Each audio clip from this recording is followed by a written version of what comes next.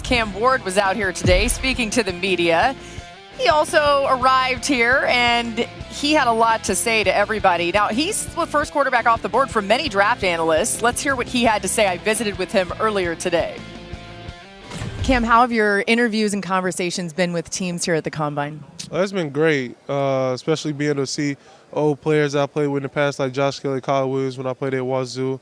Be able to catch up, guys like Ted Johnson in Oregon, create a relationship with him in just a day. So, it's been good to see all of us, see the fans out here showing love. What's been the most surprising question a team's asked you? I would probably say what I like to do for fun, because all I do is fish and play the video game. And so they know I'm a simple guy. So, that's how I got answered.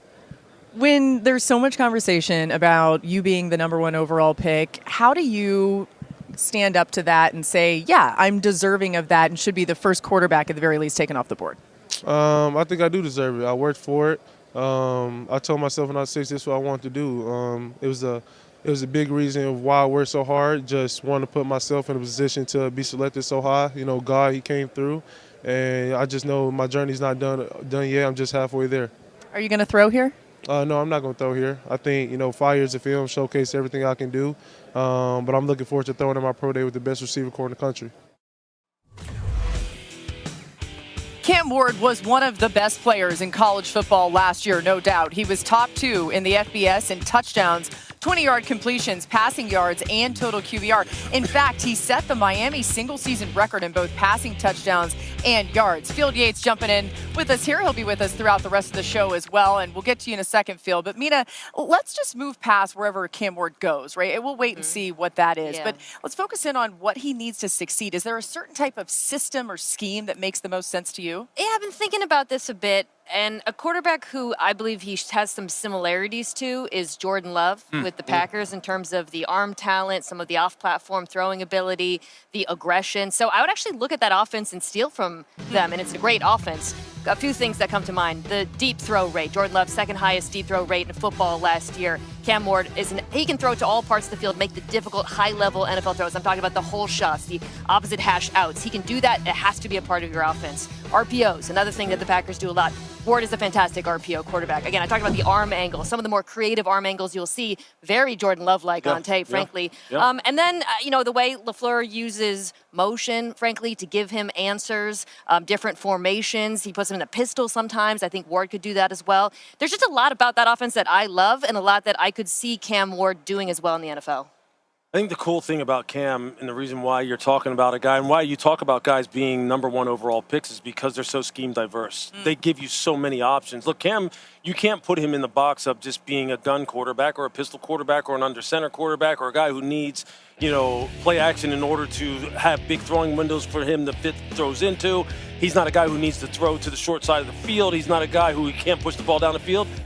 He can do it all. Yeah. That's why we're talking about him being maybe the first quarterback taken. And I think history, if you let history be your guide, there was a lot of concern about Bo Nix, right? Whether or not he would be able to get under center and operate efficiently from that posture, from that starting position.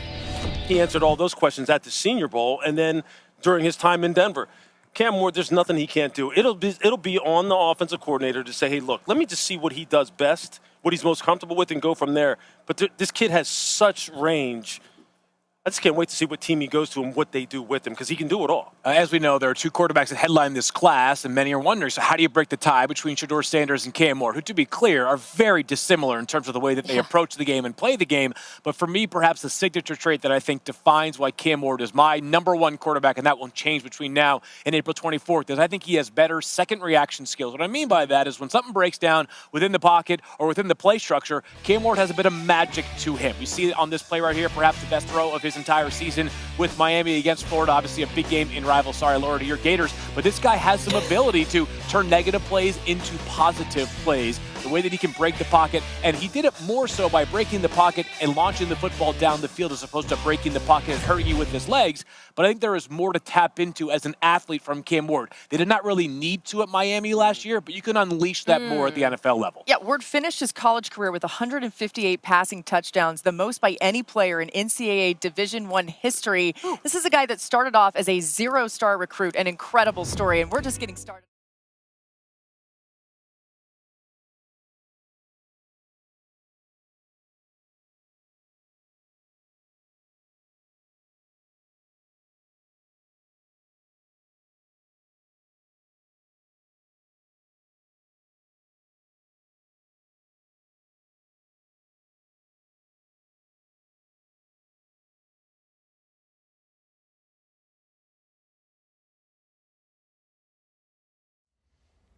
How's it going, everybody? Villa Sports Network here. Just want to thank you guys for your support on the channel. Thank you guys for watching the video. Hope y'all enjoyed it.